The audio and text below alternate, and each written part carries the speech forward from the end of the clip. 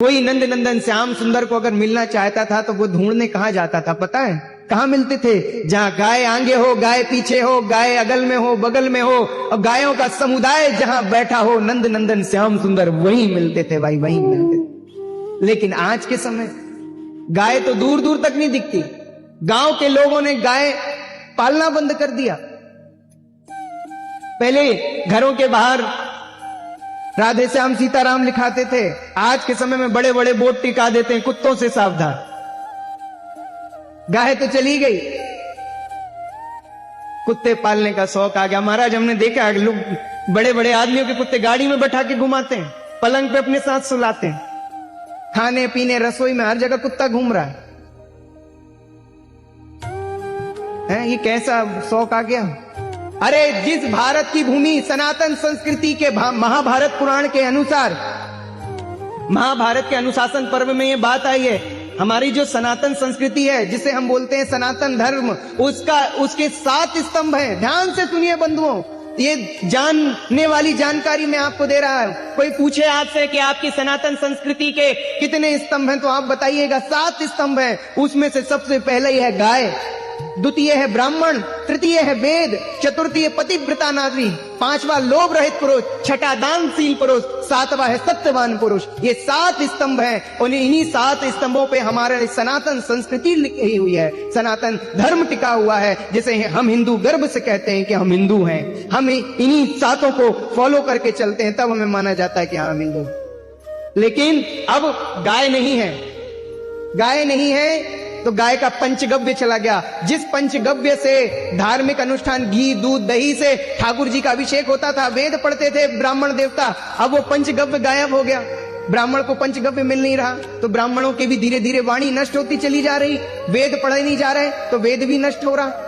अब बताइए ना, हर कोई आज अपने बच्चों को डॉक्टर इंजीनियर बनाने के लिए तैयार है, इंस्पेक्टर बनाने के लिए तैयार है, आईएएस बनाने के लिए तैयार है, तरह तरह के विभागों में भेजने के लिए तैयार है। लेकिन आज के समय में कोई भी ब्राह्मण अपने बालकों को वेद पढ़ाने तैयार नहीं हो रहा।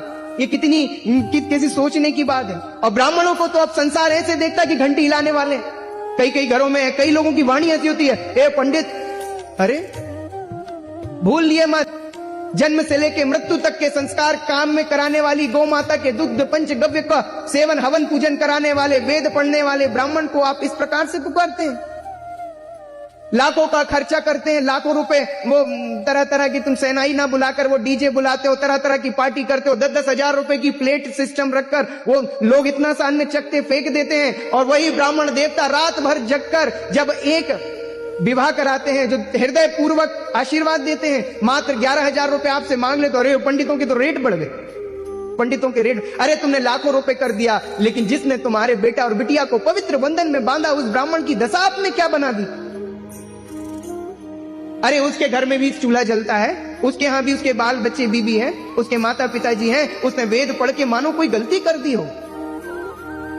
तो पहली है गाय, जो गाय नष्ट होने लगी तो पंचगव्य चला गया, पंचगव्य गया तो ब्राह्मण का भी तेजस्व जाने लगा, वेद की अशुद्धियां होने लगी। जब वेद नहीं पढ़ा जा रहा, आजकल सबको जल्दी है, पवित्र पतिव्रता नारी भी नष्ट हो रही है। कैसे? क्योंकि जब वेद नहीं पढ़ा जाएगा, ऐसे ही महाराज जी थोड़ा शॉर्ट, शादी में जब कोई सब कोई शॉर्ट लगाता है, हंसने वाली बात नहीं है, सब कोई शॉर्ट लगाते हैं, सबको बोलते हैं पंडित जी शॉर्ट में करवा दो, जल्दी करवा दो, पैर दुख रहे हैं, ये हो रहा है। 1 घंटे आधे घंटे में शादी होती थी। पहले की बारातें 5-5 6-6 दिन रुकती थी, एक सत्कर्म एक विधि विधान पूर्वक होते थे। अरे रामायण देख लो, महीना बीत गया पता नहीं चला राम जी की बारात को। अब एक ही दिन में हल्दी लगन मंडप ऐसे फटाफट फॉर्मेलिटी रह गई है, पता नहीं क्या हो गया। तो जब वेद नहीं पढ़ा गया तो पतिव्रता नारी वेद मंत्रों में बांधी नहीं गई, तो चौथा स्तंभ भी धीरे धीरे नष्ट हो रहा है संस्कृति का। आज हिंदू धर्म क्यों घट रहा है? कारण देखिए, चौथा स्तंभ भी चला गया।